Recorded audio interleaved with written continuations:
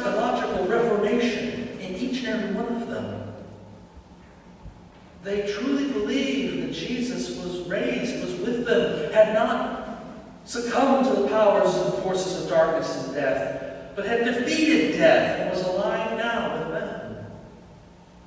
They believed it so much they took the gospel to the very edges of the ancient world, proclaiming Jesus where nobody else ever heard of him.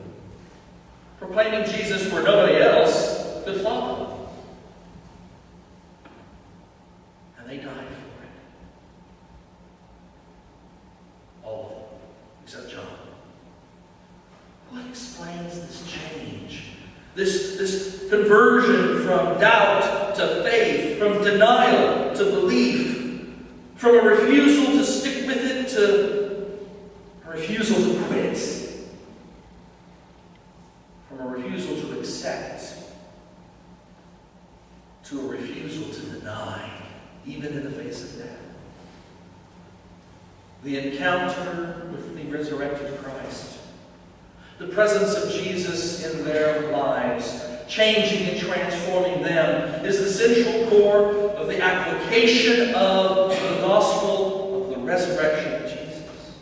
The resurrection is not just some historic event that occurred and doesn't connect to us. It's an event that occurred and changed the lives of not just these one-time failures chosen by God to proclaim the gospel. It's an event that also transforms our lives, our living today. Calling people, impelling people to go into the mission field, even where they might be shocked. Calling people to give up lives of great wealth, to take the good news to the poor, the least, the lost. The encounter of the resurrected Christ changing lives like this impacts us today. Calls us to take the good news out of this building today to every person we meet. Well, how can we be changed? How can we encounter the resurrected Christ? How can we come face to face with the risen Lord and proclaim Adonai Elohim, our Lord, our God? How can we be changed? Do we want to even try to change? So often we hear about change as someone saying to us, you have better change or you can't be saved. God will not love you. Christ will not accept you unless you change who and what you are. Baloney. I was going to say something else. Baloney. We just blew up Texas Stadium today. Wow. The first thing that took place in Texas Stadium after they built it was a Billy Graham crusade. And at that Billy Graham crusade, my mother sang in the choir. And I played on the floor at her feet. And one of the things they sang at Billy Graham crusades is just as I am, without one plea. And then sometimes that song just kind of hits us as so syrupy and sappy and icky. But if you think about it, the core of what that proclaims is true. It doesn't matter who we are, where we come from, what we've done, how much we've denied Christ. It doesn't matter who or what we are. God calls us all to come. Without regard to race, gender, sex, sexual orientation. Without regard to any concern, Christ calls all to come and be a part of the family of God. That's what that song means. Now, is there a change? Yeah. A change from being closed to being open. A change from hate to love. A A change from rejection to acceptance. Or a change from judgmentalism to welcoming. A change from doubt to faith.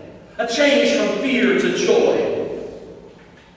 A change from the negative to the positive. And that change is up to God. No blowhard, self-righteous condemnation preacher can tell you how you need to change. They might shake their Bible at you. They got those really good floppy ones, better than this one. And they like to shake them at you. No. What changes do we need to have God make in us? That determination is between us and God. And for some of us, it's not easy. It takes being open to the grace of God's presence. It takes being willing to be molded and shaped and filled and literally melted into a new form. Allowing the Spirit of God to flow into us and to change us. It was sung today as our introit, beautifully by the choir. I invite them today to lead us again. And you are invited to join in singing this too. You'll find it in your hymnals at 393, Spirit of the Living God. An incredibly beautiful prayer that we are invited to join in today for the transformation of our lives.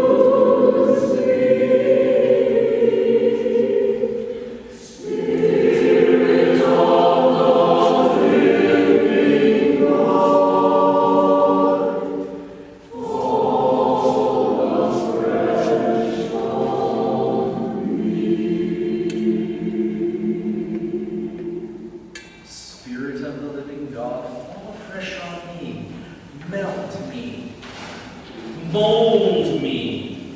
Fill me. Use me. This is a plea, a cry, a prayer, transformation from being closed and denying and running in fear to being open and proclaiming and facing the future with faith. Notice it's the Spirit of the living God. Fall afresh on me. It is the living God who molds us, who melts us, who transforms us. Open yourself to the living God to melt, to mold, to fill, and to use you today. Open yourself to the living God for the change that God has for you. From a denier like these disciples to a faither, a believer, a doer of faith as they became. In the name of the Father, and the Son, and the Holy Spirit. Sing for joy to God our strength. All right.